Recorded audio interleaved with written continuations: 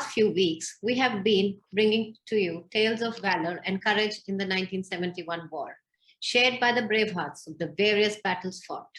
We at Indeed Foundation are proud to have yet another session today with a very senior, experienced, and inspiring soldier. Before we begin, a little history about the war. 1971 का युद्ध पूर्व में जीता गया था, लेकिन पश्चिमी मोर्चा भी शांत नहीं था। पाकिस्तान के साथ 14 दिनों के इस युद्ध में भारत, जो एक तरफ पूर्वी पाकिस्तान को आजाद कराने के लिए पूर्वी क्षेत्र में लड़ रहा था, साथ ही पश्चिमी मोर्चे पर पाकिस्तान के साथ एक होल्डिंग ऑपरेशन भी चल रहा था। इस युद्ध में 4 परमवीर चक्र दिए गए: major Hoshiyar Singh 3 grenadiers, flying officer Nirmaljit Singh Sekhon, and Second Lieutenant Arun Khetarpal 17 horse, and last night Albert Eka 14 guards के। इनमें से पिछले एक को छोड़कर सभी पश्चिमी सेक्टर में जीते गए थे। In the West, there were a series of operations, mostly defensive in character, but some of the famous and fierce battles took place in Cham, Poonch, Fazilka, Longewala, Shakargarh. Last week, we had Lieutenant Colonel Rajendra Singh of the Sindh Horse, who gave us a detailed account about the Battle of Shakargarh. आज हमारे बीच हैं first Gorkha rifles के major general PCS खाटी, वीर चक्र सेना medal. The battalion was deployed at Cham sector at the time of the war. Thank you for being with us, sir. So let's start with your early childhood. Where did you grow up, and what motivated you to join the military? Well, I was born in Ranikhet in Uttarakhand. I had my initial schooling in Nainital in one of the prestigious residential school, Birla Vidya Mandir, where I spent my formative years from 1960 to 67. And thereafter, I went on to do my graduation from Sagar University, Sagar in Madhya Pradesh, where my father was posted. He was also a colonel in the Indian Army, and he was posted in the ASC battalion there. And it was from there that after my graduation, I decided to join the Indian Army. And accordingly, I got selected and went to Officers Training School at that time, which later became the Officers Training Academy. I joined in October 1970 and passed out from OTA on 22nd August 1971 as a company under officer of Nakhtila Company, and passed out 4th in the order of merit. Well, it was all because of the initial grooming I had got in Birla Vidya Mandir, where I was initiated into sports, into all-round activities. And I had also had the privilege of representing my school in football, cricket, and hockey. And also at the time of passing out from the school, I was the head boy of the school. So with all this background, I was able to do well in OTA, and as I covered earlier, that it was on 22nd August 1971 that I was commissioned into the 4th Battalion, the 1st Gurkha Rifles. Well, here there is a point that our adjutant in the OTA was Brigadier, then Major V.M. Mehta. He also happened to be from 4th Battalion, the 1st Gurkha Rifles. Well, I was quite motivated and fascinated by the side Gurkha cap they used to wear. And it is by luck or a chance or a deliberate this thing that I got commissioned into the same battalion, that is 1st Gurkha Rifles. Well, it was after just 2 weeks after passing out on 22nd of August that on 5th September, we had to join the battalion. My battalion at that time was deployed in Paundichak, Georgia, which is close to Cham and Akhnur both. And after initial bedding in of 2 weeks, as the war clouds were looming, feverish activities had started, and I was sent to familiarize with the area to the border outposts. Initially, I spent time in a number of border outposts named Bhusa, 15 Alpha, Bhusa, and 15 Alpha, and Sangam. Well, this time helped me to familiarize myself with the terrain of the area. And at that time, BSF was manning the BOPs, but a small element of infantry under an officer or a JCO was in BSF uniforms located with the BSF so that all the activities could be observed and passed on directly to the battalion. So as a second, as a young second lieutenant, what were your feelings like when you got the news that the war was imminent and it was looming ahead? And what were the qualities which you think held you in good stead at that point of time? Well, it was a great opportunity as one sees. One had not seen the war, and one was eagerly looking forward, because I think every soldier on wearing the uniform wants to see the real aspect of the infantry. And I was also looking forward to participate in the battle. And of course, a lot of talk were going on. One had heard about what happens in the war. But once you are there physically, you come to know and experience what a war is. And I think that is the ultimate, and we were lucky that we got an opportunity so early in life, so early in the career, to participate in the war. So just take us to the, memorable experiences during the war, and tell us about this. What was the significance of the Cham sector, both for India and Pakistan? Okay, I'll do that. Just to mention that, in my 40 years of service, I had many opportunities later on also, but this was my first experience. And this experience is still etched in my memory. It is not only this experience, but as they say, your first love, your first thing, you never forget. You carry with you throughout your life. Just to mention that I was lucky, one of those lucky few who got an opportunity. कहना चाहिए, जब मैं second lieutenant था तो मेरे को एक platoon command करने को मौका मिला. जब मैं एक कंपनी कमांडर था, मेजर था, तो उस समय मेरी पलटन श्रीलंका में डिप्लॉयड थी. ऑफ 1 में 2 साल मैंने वहां पर एलईटी के साथ लड़ाई करने का मौका मिला और वहां से काफी सीखा. उसके बाद as a battalion commander, I was posted and I commanded the battalion in Sechin Glacier, the central glacier of Meghdut, which is super high altitude area. And उसके बाद जब मैं ब्रिगेड कमांडर था तो मेरे को एक ब्रिगेड कमांड करने को मिली, वो पुंछ राजौरी सेक्टर, जहां पर कि ये मिलिटेंसी उस समय बहुत जोरों पे थी. और मेरे को एक बहुत अच्छा मौका मिला उस समय कि हिल काका एक एरिया है जिसको सब जानते हैं, जो आर्मी में है, जहां पर ये बहुत मिलिटेंट की पूरी तंजीम के हेडक्वार्टर थे. वहां पर मेरे को एक ऑपरेशन करने का मौका मिला. उसका नाम था ऑप्स सर्वनाश. और वो ऑपरेशन इतना सक्सेसफुल हुआ कि उनकी जितनी तंजीम्स थी उनको हम लोगों ने डिस्ट्रॉय किया. और उसी बदौलत मेरे को उस ऑपरेशन के लिए सेना मेडल मिला. और उसके बाद मेरे को डिव कमांड करने का मौका मिला. वो सांबा और जम्मू सेक्टर के पठानकोट सेक्टर में. तो मैं ये कहता हूँ कि इतना होते हुए, पर जो मेरे को सबसे ज्यादा याद आज तक है इतने ऑपरेशंस करने के बाद, वो मेरा जो शुरू में एक्सपीरियंस रहा जस्ट 3 महीने की सर्विस में छम में, वो मेरे साथ आज तक है. छम के बारे में मैं बताना चाहूंगा कि छम एक ऐसा इलाका है जो कि मनवर तवी के वेस्ट में है. मतलब अगर आप उधर ऑक्यूपाई करते हो तो पीछे मनवर तवी है और वो एक ऑब्स्टिकल के रूप में होती है.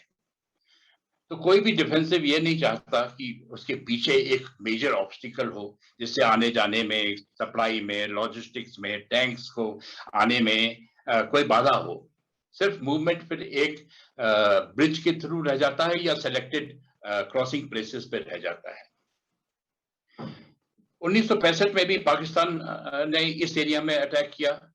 वो इसलिए किया कि वहां से जो पीछे जौहरियां अखनूर है, ये उसकी डायरेक्ट अप्रोच में पड़ता है, और अखनूर कैप्चर करने से उसको ये फायदा होता है कि हमारी जो 25 इन्फेंट्री डिवीजन है पुंछ राजौरी सेक्टर में वो कट ऑफ हो जाए, और अखनूर से भी जम्मू की तरफ भी मौका मिलता है उसको प्रोग्रेस करने का, बिकॉज जम्मू वहां से सिर्फ 20 किलोमीटर की दूरी पर है। तो ये इलाका उसके लिए बहुत शॉर्ट अप्रोच और फायदेमंद है। पर दूसरी जगह अगर हमारे पास छम रहे तो वो हमारे लिए एक लॉन्च पैड हो जाता है, जहां से कि हम दुश्मन के प्लेन्स में, पंजाब के प्लेन्स में अटैक करें, और वहां पर मराला हेडवर्क है, टांडा है, और उनका जो हाईवे है उसको आसानी से कट ऑफ कर सके। तो ये जो एरियाज हैं ये हमारे लिए भी फायदेमंद था और उनके लिए भी फायदेमंद था। और इसी वजह से इनिशियली हम लोगों ने भी जो डिप का प्लान था उसमें प्लान हमारा पहले डिफेंसिव था, बीच में प्लान चेंज हुआ और हमारे प्लान ऑफेंसिव जाने के लिए बने। पर जैसे ही ईस्ट पाकिस्तान में आपने जो कवर किया उस समय मेन युद्ध की जैसे ही वहां की कुछ हालात हुए तो हमारे फील्ड मार्शल उस समय चीफ ऑफ आर्मी स्टाफ वो छम आए और उन्होंने वहां ये हिदायत दी कि नहीं, अब ऑफेंसिव प्लान को आप शेल्फ करिए और अब आप यहाँ पर डिफेंसिव प्लान इख्तियार करिए। तो इसी वजह से जो हमारे मेन डिफेंसेस थे, कलित हाइट्स, लॉकी घाट पीछे थे, उसको छोड़ के हम लोगों ने, और हमको पूरी 191 इन्फेंट्री ब्रिगेड जो थी उसको हुक्म मिला कि आप मनवर तवी के अक्रॉस जाके पूरी डिफेंसेस ऑक्युपाई करिए। तो ये इंपॉर्टेंस है छम की। और 1965 में मैं बताना चाहूंगा कि उन्होंने ये कैप्चर कर लिया था और जौहरियां तक पहुंच गए थे। पर जब उसके बाद हमारा एग्रीमेंट हुआ ताशकंद, तो हमारा एग्रीमेंट ये हुआ कि जहां जहां हमने कैप्चर किया था वो हमने लौटा दिया था और उन्होंने ये छम एरिया हमको लौटा दिया था उस समय 65 के बाद। और 71 में फिर वही हुआ जो उन्होंने यहीं पर मेन अटैक किया। उनकी 20 इन्फेंट्री डिवीजन जिसके बाद 5-6 इन्फेंट्री ब्रिगेड थे, आर्मर्ड रेजिमेंट्स थी, तो उससे उन्होंने पूरा अपना जोखा जो भी मेन था वो छम के अगेंस्ट लगाया, जिससे वहां कैप्चर करके वो अखनूर को थ्रेटन कर सके और हमारे जो 25 इन्फेंट्री डिव है उसको पूरा कट ऑफ कर सके। तो ये था छम की इम्पोर्टेंस। तो छम अल्टीमेटली पाकिस्तान ने ऑक्यूपाई कर लिया था सर? हाँ, बाद में पाकिस्तान ने ऑक्यूपाई कर लिया था। उसके बाद में मैं उसके बारे में मैं आपको अभी बताता हूँ। तो मैं सिर्फ ये कहता हूँ कि जब हमको ये हुक्म मिला कि आप जाके छम को ऑक्युपाई करिए 191, तो जो मैं अभी बता रहा हूँ उस समय तो मेरे को 3 महीने की सर्विस थी, कुछ इतना ज्ञान नहीं था कि ऊपर क्या डिस्कस होता है, क्या हो रहा है प्लान। पर वही मैं कह रहा हूँ कि यह इतनी अच्छी रही कि जो हमने जमीन में देखा उसके बाद जब हमने इस बैटल के बारे में पढ़ा और हमको उसी बैटल के बारे में पाकिस्तान की जो हमको ऑफ प्लान पता चले, उनके जो सीनियर ऑफिसर्स थे उन्होंने किताबें लिखी, तो उसको पढ़ के तभी मैं कह रहा था कि ये हमेशा एक लेसन रहा हमारे साथ और मैं हमेशा उसको फॉलो करते रहा। तो जब ये हमको हुक्म मिला तो हमारी जो बटालियन थी, 4th बटालियन थी, 1st गुरखर राइफल्स, इसको छम में भेजा गया और हमारी 2 कंपनियां थी उसमें जिनको आगे भेजा गया। चार्ली कंपनी मनवर गई और डेल्टा कंपनी जिसमें मैं था वो गई झंडा में, और 2 कंपनियां हमारी पीछे थी, बल्कि कैंप और नगियाल में। तो जैसे ही हम आगे गए और वहां हम लोगों ने अपने डिफेंसेस तैयार करने के लिए ज्यादा हमको करीब 1 महीना मिला, तो उस महीने में 1 महीने में हमने अपने डिफेंसेस काफी अच्छी तरह तैयार कर लिए और माइंड फील्ड भी लगा दी। हमारी दाहिनी तरफ जो बटालियन थी बीच में एक गैप था, बहुत बड़ा गैप था 6000 मीटर का, उसके बाद थी 5 असम और उसके और दाहिनी तरफ थी 5 सीख। तो हमारे आगे जो था, हम लोग माइन लगाने में सक्षम हो गए थे। हमने पूरी अपनी डिफेंसेस लेआउट अच्छी तरह की, और और रेकी, जैसे मैंने बताया, हमने पूरी अच्छी तरह रेकी कर ली थी। और एक खास बात मैंने उस समय सीखी, हमारे डिफेंसेस के बीच में एक बहुत बड़ा पेड़ था। तो डिस्कशन में ये हुआ कि इस पेड़ का कैसे फायदा उठाया जाए। तो हम लोगों ने पीछे से उसमें ऊपर जाने का रास्ता बनाया, ऊपर ऊंचाई में एक मचान जैसी बनाई, जिससे कि आदमी ऊपर दिखे ना, पर वो वहां जाके बैठ के पूरा एरिया देख सके।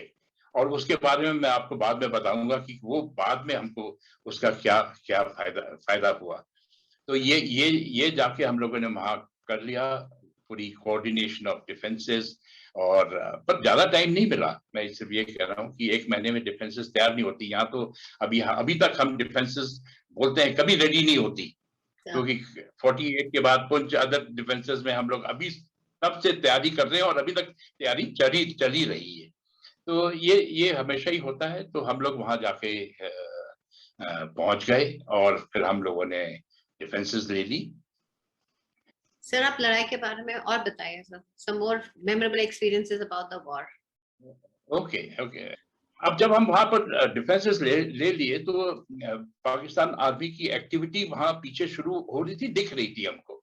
और खास तौर पर एक्टिविटी मैं ये बताऊं कि first second night of December and second third of night of December हमने टैंक मूवमेंट्स की आवाज सुनी रात को।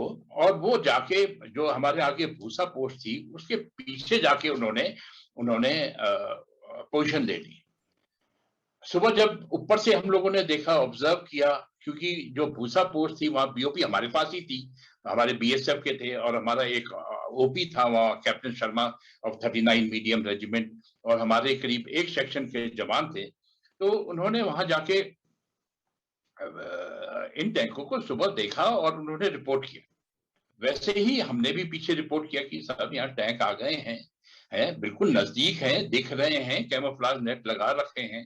तो मेरे ख्याल में पीछे लोगों ने हमको यही कहा कि घबराए नहीं, फिक्र मत करो आप, कुछ नहीं होगा, होगा तो फिर हम भी तैयार हैं।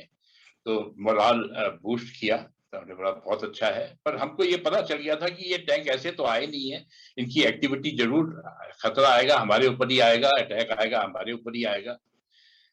वैसा ही हुआ। करीब 7 बजे, 3 दिसंबर को इन्होंने टैंक शुरू कर दिया, आवाज शुरू आ गई, हमारी बीओपी ने हमको बताया। और अब तब तक लड़ाई तो छिड़ी नहीं थी, ये नहीं था कि हम फायर खोल देते, उनको इंगेज करते। अगर हो गई होती तो बहुत अच्छा होता, हम उनको इंगेज भी कर सकते थे, मीडियम ओपी थे हमारे पास। पर हम लोग तैयार हो गए और कुछ किया नहीं। जब वो थोड़ा हरकत आई तो फिर डिसीजन हुआ कि ये पीओपी को वहां कोई रखने का फायदा नहीं है। 20-25 आदमी हैं, बीएसएफ के भी हैं, उसमें ज्यादातर बीएसएफ के हैं। तो उन्होंने बोला कि हम इनको वापस बुला लेते हैं, कि जब हो गया कि टैंकों ने हरकत शुरू कर दी है, तो ये बीओपी का हम ये बीओपी के जो जवान थे और जो कैप्टन शर्मा थे मीडियम रेजिमेंट के, वो उनको हमने पीछे कंपनी में बुला लिया, कंपनी कमांडर ने, बटालियन कमांडर ने डिस्कस करके। और वैसे ही हुआ कि करीब 8:30 पौने 9 बजे बड़ी हैवी आर्टिलरी शेलिंग शुरू हो गई उनकी तरफ से। और वो टैंक जो स्टार्ट किए थे वो धीरे धीरे धीरे धीरे आगे बढ़ने शुरू हो गए। बस तैयार तो हम थे ही थे, और जैसे ही वो नजदीक आए, फायरिंग हम लोगों ने इफेक्टिव फायर शुरू कर दिया, हमारी एमएमजी। और उस एरिया से हमको पता था कि इधर ही से आएंगे।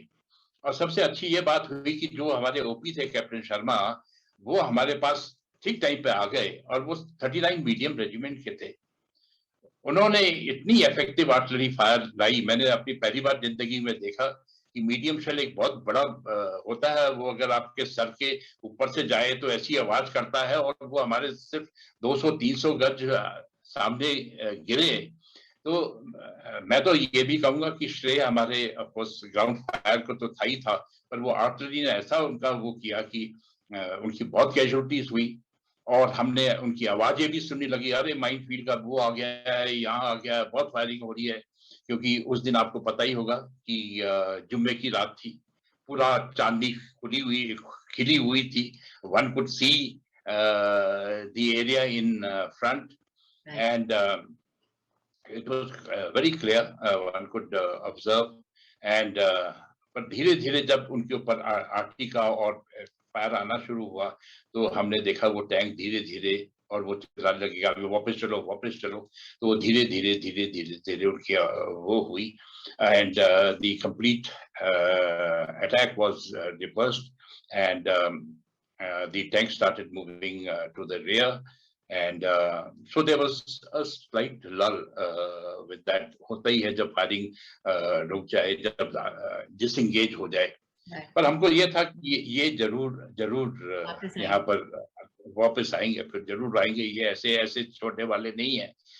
तो वैसे ही हुआ. सुबह 4 बजे फिर अटैक हुआ, सुबह 4 बजे. पर इस समय हम ऑल प्रिपेयर थे, तो सुबह फिर उन्होंने अटैक किया और आर्मर का हुआ. पर जैसे मैंने ये कहा कि अभी तो हम बहुत प्रिपेयर थे, हमारी आरसीएल्स गन्स भी थी और हम लोगों ने भी फायरिंग करी और उनको फिर सक्सेस नहीं हुई उनकी, तो वो फिर पीछे चले गए.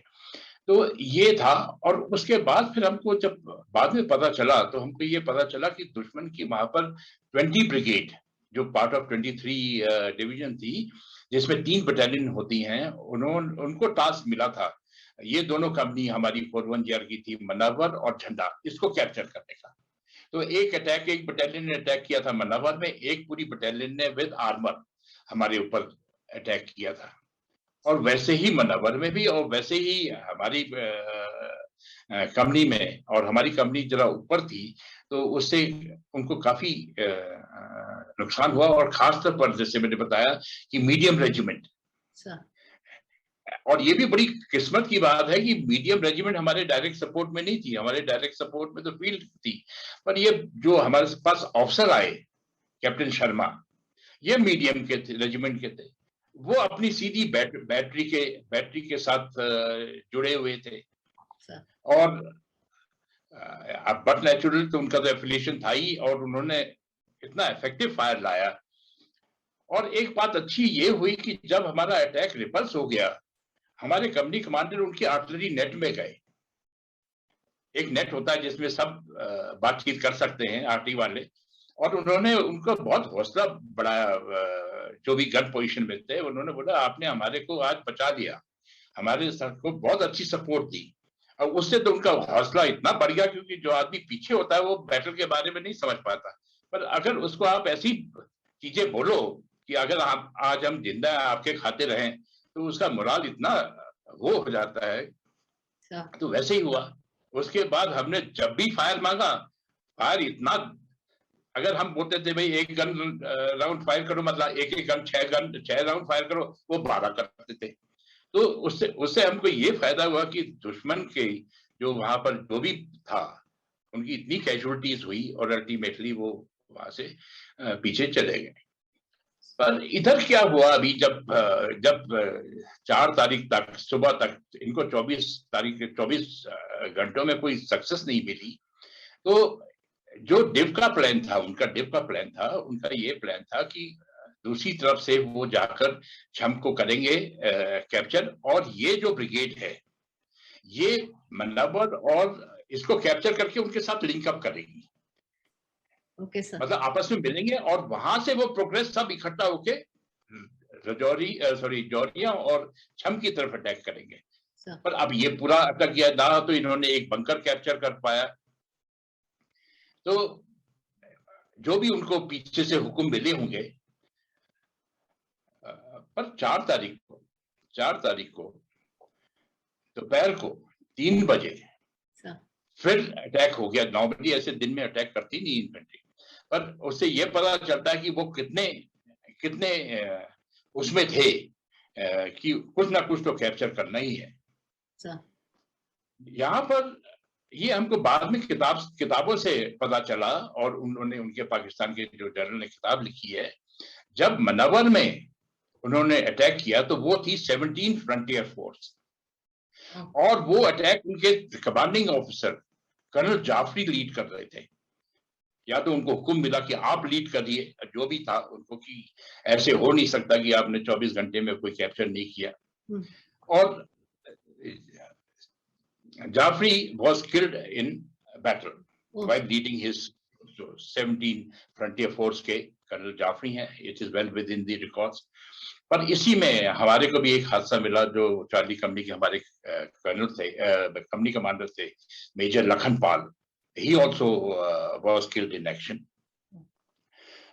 उससे क्या हो गया, पूरी 17 फ्रंटियर फोर्स में जब आपका पूरा कमांडिंग ऑफिसर एक कैजुअलिटी हो जाता है, डेथ हो जाती है, तो उसका असर तो मोराल में पड़ता ही है। तो वो बटालियन वहीं से तितर बितर हो गई, पीछे को चले गई। और वैसे ही उसका असर जो अटैक हमारी तरफ हो रहा था उसमें भी पड़ा। जब खबर फैलती है कि भाई वहां तो कमांडिंग ऑफिसर ये हो गया, वो हो गया, तो वो अटैक दोनों तरफ से रिपल्स हो गया और 4 तारीख को भी वो कोई कैप्चर नहीं कर पाए। अब 5 तारीख को क्या हुआ, 4 तारीख को शाम को, जैसे मैंने बताया, हमारे जो दाहिने 5 असम थी, उनकी एक बीओपी थी, उसका नाम था बुरेजाल। और बुरेजाल में उनकी एक कंपनी की प्लेटून थी पूरी, और उसको वो लीड कर रहे थे कैप्टन जीआर सिंह, 5 असम के। और बुरेजाल से ही एक अप्रोच हमारी तरफ भी आती थी, एक अप्रोच उनके बटालियन की तरफ भी जाती थी। अब ये 4 तारीख को उन्होंने पूरा घेर के बुरेजाल को कैप्चर कर लिया। हमारे captain GR Singh was killed in action, his platoon was captured, and Burejal was occupied by them, and they had progressed the operations towards the rear. Luckily, वहां पर जो 5 असम के थे, they suffered heavy casualties, they fought very well, but as जैसे मैंने पहले बोला, वहां गैप था, उनके आगे माइनफील्ड नहीं लगी हुई थी, बहुत गैप था, उसको पाकिस्तान आर्मी ने एक्सप्लॉइट किया। पर वहां से जब वो अंदर जा रहे थे, तो हमारी जो प्लेटून थी राइट मोस्ट, वो उनके रास्ते में आ रही थी, वहां से वो फायर करना उन्होंने शुरू कर दिया था। तो उसको देखते हुए उन्होंने वहां से आए टैंक, और टैंक ने हमारा एलएमजी बंकर था, तो एलएमजी बंकर को, मैं वहीं था थोड़ी दूर पे, तो एलएमजी बंकर का पे बम आया, ऐसा पूरा पता। पर जब डस्ट सेटल हुई तो हमने देखा एलएमजी बंकर तो ऊपर से ठीक ही है, पर जब मैं अंदर गया तो देखा तो शेल वो बंकर के अंदर लूप होल से गया था, और अंदर जो हमारी एलएमजी सेक्शन थी पूरी 3 जवान, all the 3 were killed in action. Luckily, we had RCL with us at that time, a recoilless gun, and we started engaging the enemy tank, which was creating havoc in front of us, and we were able to hit that this thing. That was the first time I saw an RCL in my life, how it effectively fires, and with the help of the tracers, and we were able to destroy the tank. And with that thing, it raised the morale of the platoon also. And एक बहुत बड़ी मजे की बात हुई, जब ये casualty हुई तो सडनली मैंने बाकी जो एलएमजी ग्रुप के थे, तो मैंने देखा वो सब एलएमजी ग्रुप अपने बंकर से निकल के बंकर के ऊपर उन्होंने अपनी एलएमजी फिट कर ली और वहां से फायर करने लगे। तो मैंने बोला, भाई अंदर से वहां से शेडिंग हो रही, तो क्यों फायर कर रहे हो? तो बोलते साहब, यहाँ से ना ऊपर से बहुत अच्छा दिखता है और फायर बहुत इफेक्टिव होता है। पर मैं समझ गया कि इनको उसको देख के कि वो उसके अंदर तो हो गया, वो तो मर गए, उससे अच्छा तो बाहर ही आ जाओ।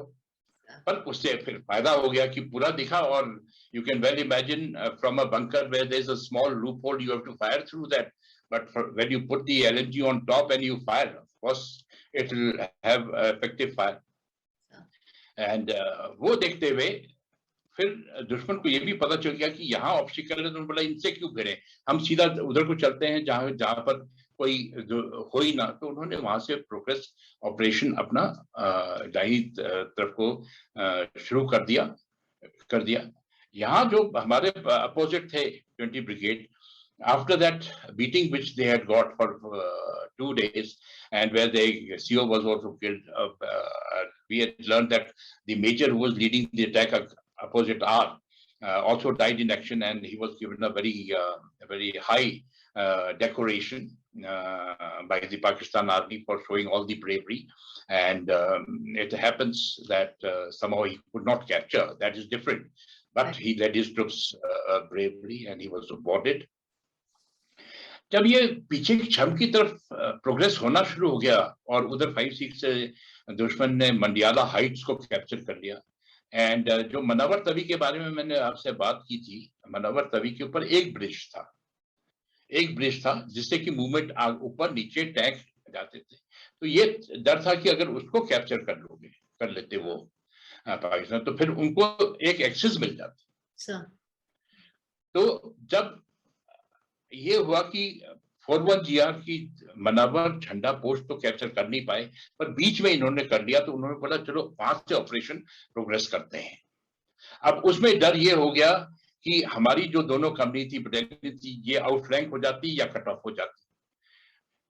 तो ये प्लान डिस्कस हो रहा था ब्रिगेड कमांडर और डिव कमांडर के बीच में कि क्या किया जाए। पहले उन्होंने सोचा कि भाई इनको 2 कंपनियों को वापस बुला लेते हैं, उनको डिप्लॉय कर देते हैं 6 मई, और कुछ रीइंफोर्समेंट कर देते हैं, पर ये प्लान उनको जचा नहीं। जीओसी साहब को जो भी डिस्कस किया, और ट्रूप्स थे नहीं, तो उन्होंने ये हुक्म पास किया कि ये जो हैं इनको अब हम ईस्ट ऑफ मनावर तवी और जो हमारी मेन डिफेंसेस थी वहां पर बुला के वहां से मेन लड़ाई लड़ेंगे अब।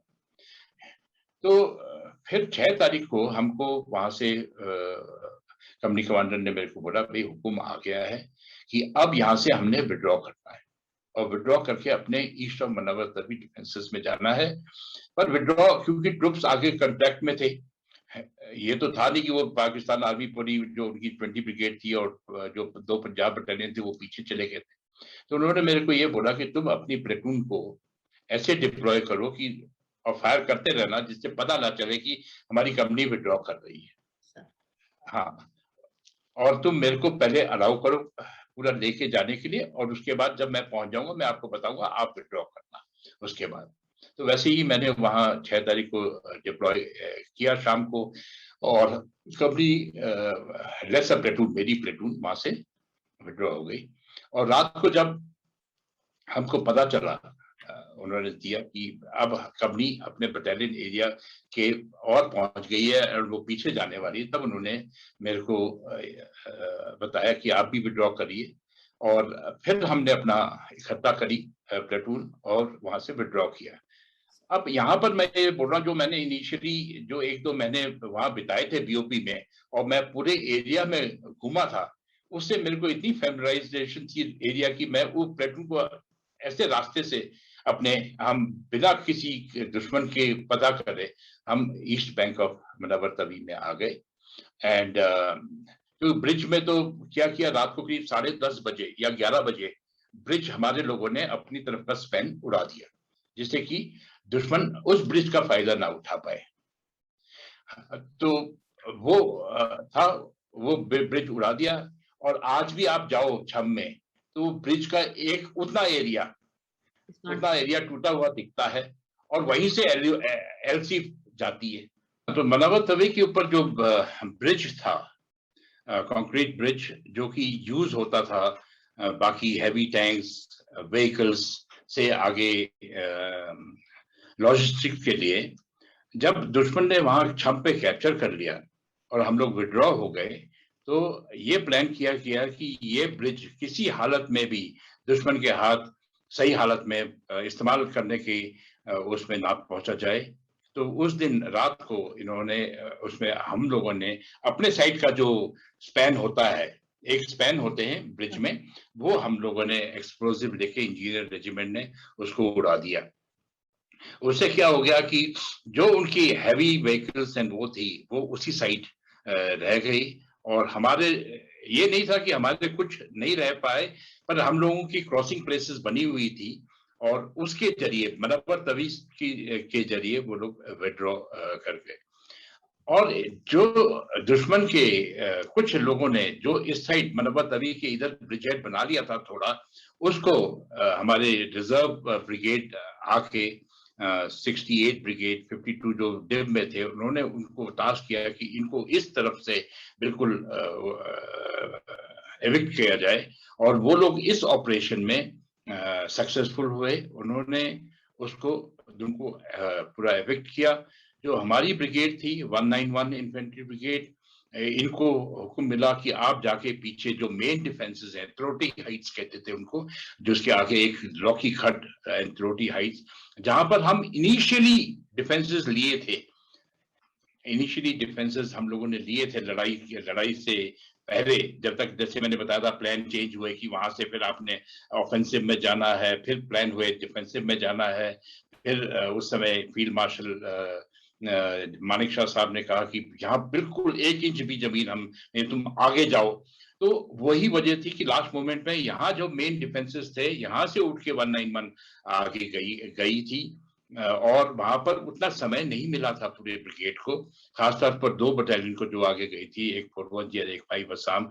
एंड सिख की उस समय सिर्फ एक कंपनी होती थी उधर आगे, एक कंपनी प्लस, और पूरी बटालियन फिर आगे गई। तो वहां से फिर विड्रॉ करके हम लोग आ गए त्रोटी हाइट्स में। वहां हम लोगों ने पूरी डिफेंसेस फिर हासिल की, और उसके बाद फिर हम वेट कर रहे थे कि कब आगे का हुक्म मिले। पर जब फिर तब तक सीज फायर हो गई थी। Bangladesh was made independent, and that story of course everybody is there. But मैं सिर्फ ये कहना चाहूंगा कि हम बटालियन जो थी, हमको इसके लिए बाद में थिएटर ऑनर भी मिला कि both the companies, that is Manavar and Jhanda, हम लोगों ने नई कोई ना एक ट्रेंच भी दुश्मन कैप्चर नहीं कर पाया, और उसकी उतनी कैजुअलिटीज हुई जो मैंने आपको पहले बताई। जब हम त्रोटी हाइट्स में आ गए, बोलते हैं ना लड़ाई में किस्मत भी होनी चाहिए, किस्मत भी बहुत साथ देती है। तो हमारे ब्रिगेड कमांडर थे ब्रिगेडियर आर.के. जसवीर सिंह, जो बाद में लेफ्टिनेंट जनरल बने।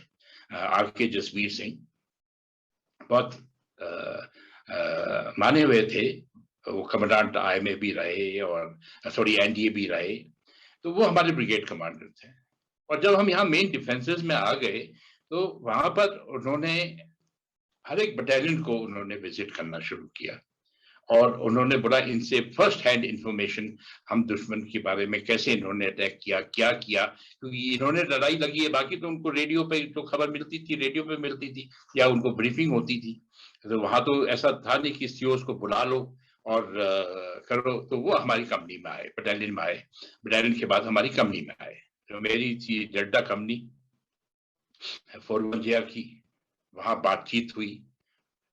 CO साहब ने ब्रीफ किया। फिर कंपनी कमांडर मेरे थे मेजर राजेंद्र सिंह, उन्होंने उनको पूरी जो लड़ाई जो मैंने आपको डिस्क्राइब की नटशेल में, उनको पूरा बताया कि कैसा दुश्मन का अटैक आया, कितने हम लोगों ने कैजुअलिटी की, और हमारी कोई भी वो नहीं हुई। फिर वो मेरी प्लेटून में आए, और उन्होंने जवानों से पूछा और मेरे से पूछा, और जब वो कन्विंस हो गए, तो उन्होंने जाते वक्त मेरे CO को बोला कि I wanted this officer's citation to be sent immediately.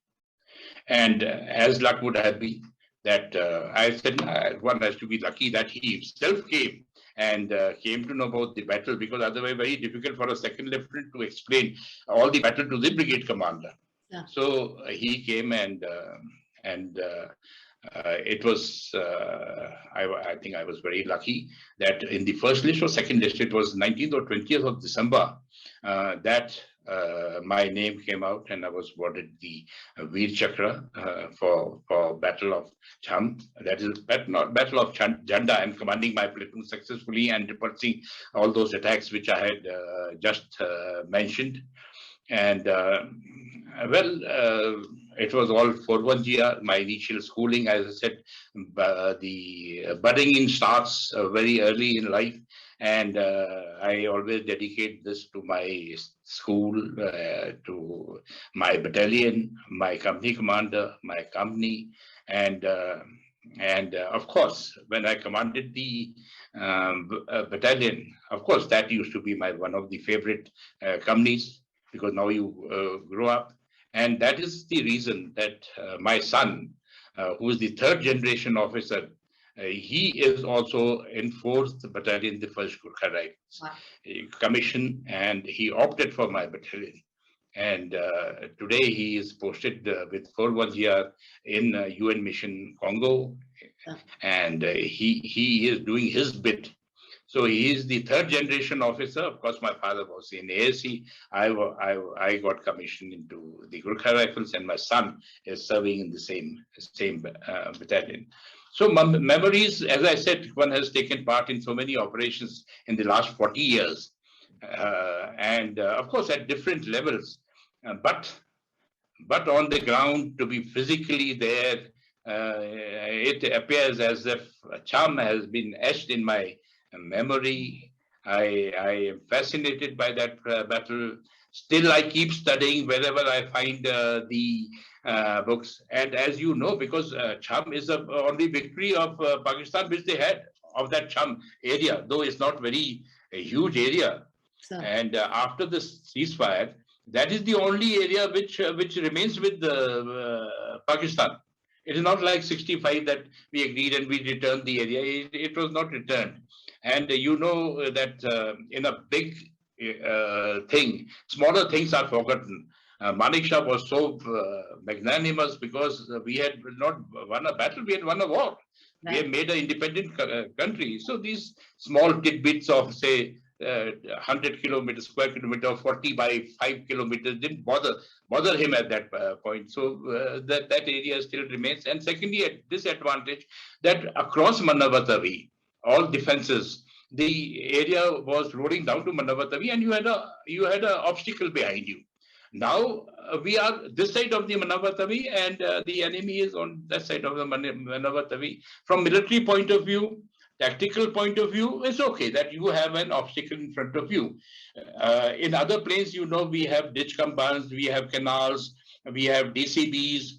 We construct an obstacle in front of us so that the enemy is not able to attack, and all those problems. Here you already have the thing. So that must have gone in their minds, and they didn't bother for this minor loss at that time, and did not this thing, because by the time the war had ended. And so this, I said, it's a great battle to fight as a second lieutenant and keep all that memory for last 50 years, this thing. And every time, even Pakistan today, I believe they are carrying out some study. They keep carrying out some studies. Of course, you have to learn from all the mistakes, and there's always lessons to be learned. We have learned lessons from our side. They would have learned lessons, and let us see what happens. You are going to cover all these battles on our side. They will also be covering the battles on their side, and it would be a good thing if they do it, that we compare as to what actually happened on the ground. agreed. So that's that I wanted to cover. I think I've taken more time of yours. And anything else you want to ask? This is the one last question. This is for the youth of India. So आज की युवा पीढ़ी को फौज में join करने के लिए, इंस्पायर करने के लिए आप क्या कहना चाहेंगे? मैं तो ये कहूंगा कि ऐसी सर्विस आपको कहीं नहीं मिलेगी। और क्या कहूं, कल देखिए दुनिया का, पूरी इंडिया का पहला गोल्ड हमारे सूबेदार नीरज ने दिलाया। And it is not only we guard the borders. We are providing and trading on all fields. अब आप कोई भी कॉर्पोरेट सेक्टर किसी का भी बता दीजिए जो कि फील्ड में भी डिप्लॉय होते हैं, बॉर्डर में भी करते हैं, और खेल के मैदान में भी नाम कमाते हैं। फ्लड्स आते हैं तो आर्मी पहले बुलाई जाती है, लॉ एंड ऑर्डर सिचुएशन होती है तो आर्मी बुलाई जाती है। तो मैं तो यही कहूंगा कि इससे अच्छी आपको मोटिवेशन क्या होगी कि आप इंडियन आर्मी को ज्वाइन करिए, and it is one of the things. And I would also say to the youngsters today कि भारतवर्ष एक ऐसी बैटलफील्ड एक ऐसी जगह है, आप कहीं और देशों में जाएं तो कहीं वहां पर ठंड का है, बर्फ होती है, कहीं प्लेन्स है, कहीं रिवर है। आप हमारे इंडिया में देखिए, आपको सुपर हाई एल्टीट्यूड है, सियाचिन ग्लेशियर है, उसके बाद नीचे आ जाइए पुंछ, राजौरी, गुलमर्ग माउंटेन्स हैं जहाँ बर्फ पड़ती है, उसके नीचे आ जाइए तो आपके सेमी माउंटेनस है, उसके नीचे आइए तो प्लेन एरिया है, उसके नीचे आइए तो रिवराइन टेरेन है, उसके नीचे आइए तो डेजर्ट है, और सी कोस्ट तो हमारे पास है ही है।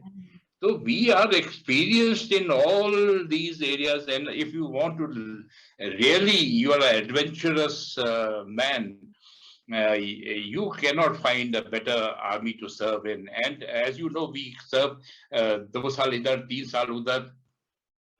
And in addition to that, we are doing a good job humanitarianly.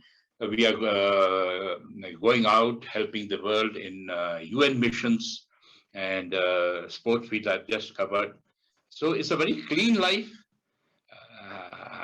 full of adventure. And what is all this life about? You must enjoy, live life cleanly and enjoy and make every bit of it. And I would say it's not that easy to join an army. You have to work hard. Likes and likes of, it's not that people are not wanting to join the army, is joining. But it's difficult also, and definitely will give you such a good, tremendous this thing. So that is what I can appeal to the youth to come forward and avail this opportunity, serve the motherland, serve in all fields. That is what I have to say for the young generation. I've sent my son. I know, sir.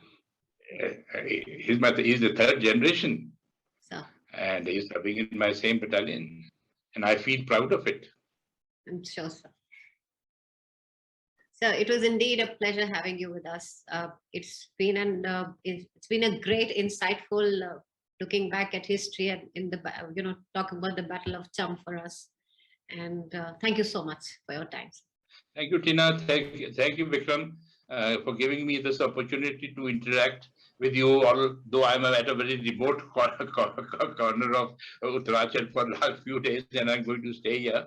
And still wanting to lead an adventurous life, just go around the remote corners of India, which the retirement gives me ample of time to go and see what real India is, how people stay in these remote areas, and do whatever one can do for them. Okay, thank you so much. Thank you very much. Stay safe. Right. धन्यवाद sir. Thank you very much, sir. हम सभी भारतवासी आपके ऋणी हैं. Thank you, sir. जय Hind. Thank you.